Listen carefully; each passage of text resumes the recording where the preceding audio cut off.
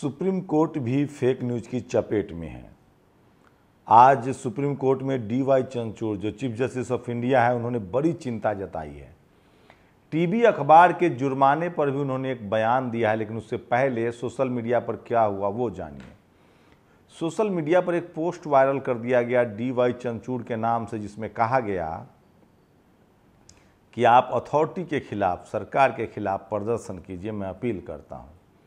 मैं आपको बता दूं कि इससे पहले 4 जजों की बेंच ने एक प्रेस कॉन्फ्रेंस की थी।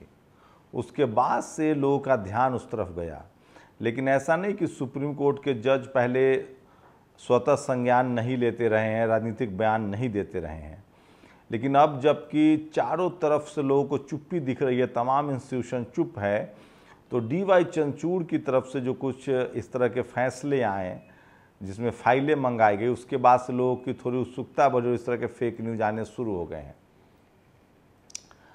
DY चंद्रचूड़ ने कहा कि इसकी तह तक जाना चाहिए, पता लगाना चाहिए कौन लोग हैं, और ये फर्जी है। न हमने न हमारे किसी अथॉरिटी ने इस तरह के आदेश जारी किए हैं, इस तरह की अपील की है। यहाँ तक कि जो सुप्रीम कोर्ट के जो PRO देखते हैं, जो पब्लिक रिलेशन ऑफिसर है, उन्होंने इस तरह की घटना की निंदा की है। वहीं टीवी को लेकर एक और बात आज सुप्रीम कोर्ट ने कहा है। उन्होंने कहा है कि सुप्रीम कोर्ट पर 1 लाख रुपए का जुर्माना बहुत कम है। अगर कोई इस तरह की अनइथिकल या बायस्ड खबरें आती है तो जुर्माना चैनल के आमदनी के हिसाब से लगना चाहिए। 1 लाख रुपए बहुत कम है। तो सोचिए, हालात इस तरह से हो गए हैं कि फेक न्यूज, सोचिए, जानबूझकर पॉलिटिकल पार्टियों ने IT सेल बनाया, फेक न्यूज खबरें फैलाई गई। उसके बाद अभी भी सोशल मीडिया पर ऐसे लोग हैं जो झूठी खबरें फैलाते हैं, अफवाह फैलाते हैं, फेक न्यूज फैलाते हैं। लेकिन जब आप कंपेयर करेंगे टीवी और अखबार में, तो ये सब हिम्मत टीवी से आया है। मैं पिछले 1 साल से टेलीविज़न चैनलों के थंबनेल देख रहा हूँ।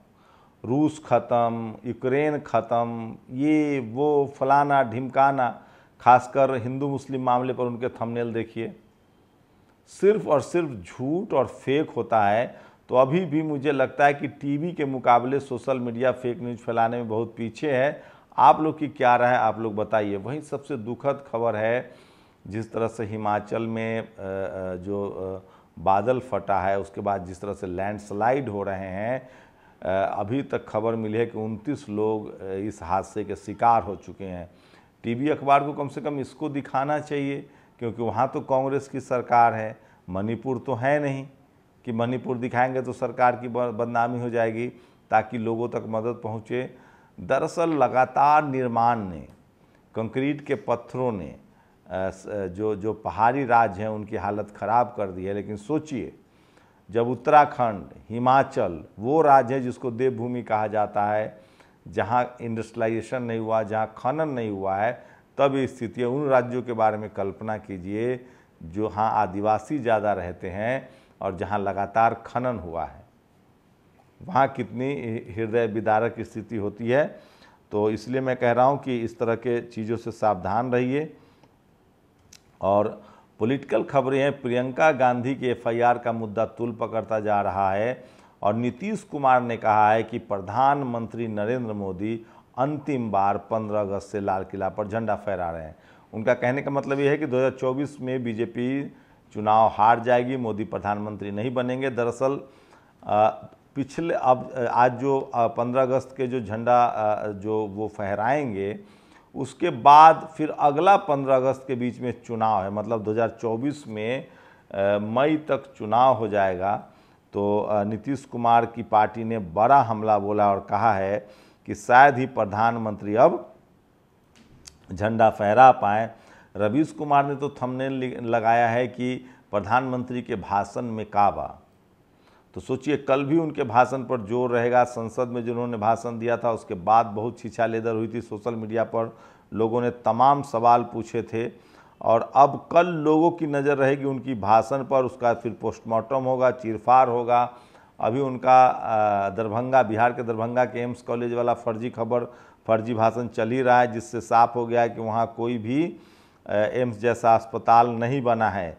तो वो भी है। और उसके बाद मैं आपको बता दूं कि किस तरह से लोकसभा में उनके कई स्पीच में लोगों ने झूठ निकाले, हंसने की बात निकाली।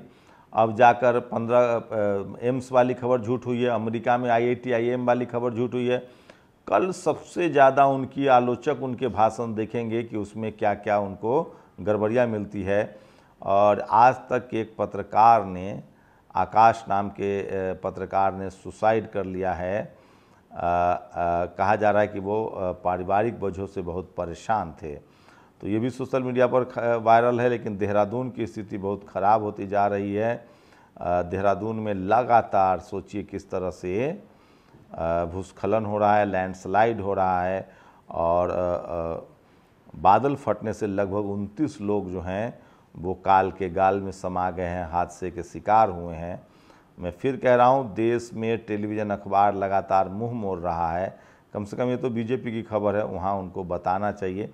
तो सबसे ज़्यादा कल लोग, अब जो मोदी जी के समर्थक है वो तो उनका भाषण सुनते ही हैं, विपक्ष जो उनके समर्थक नहीं है वो भाषण पर नज़र जमाए हुए हैं कि कल वो क्या बोलते हैं।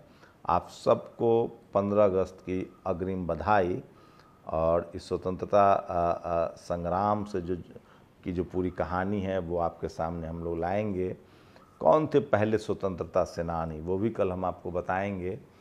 तो 26 जनवरी और 15 अगस्त 2 राष्ट्रीय त्यौहार है, इसको ज़रूर मनाइए। और तिरंगे को हो सके तो अपनी DP ज़रूर बनाइए। और ख़ासकर इस देश में संविधान, भारत एक देश बनता हुआ देश है। जब तक संविधान सुरक्षित है, तिरंगा सुरक्षित है, हम एक मुल्क के तौर पे और बेहतर कर सकते हैं। शुक्रिया। नेशनल दस्तक की आपसे गुजारिश है कि अगर इसको बचाना चाहते हैं तो नेशनल दस्तक को सब्सक्राइब करने के लिए रेड कलर के सब्सक्राइब बटन को दबाएं, फिर बेल आइकन की घंटी दबाएं। नेशनल दस्तक को बचाने के लिए बहुत जरूरी है कि हर खबर को शेयर करें, लाइक करें, कमेंट जरूर करें।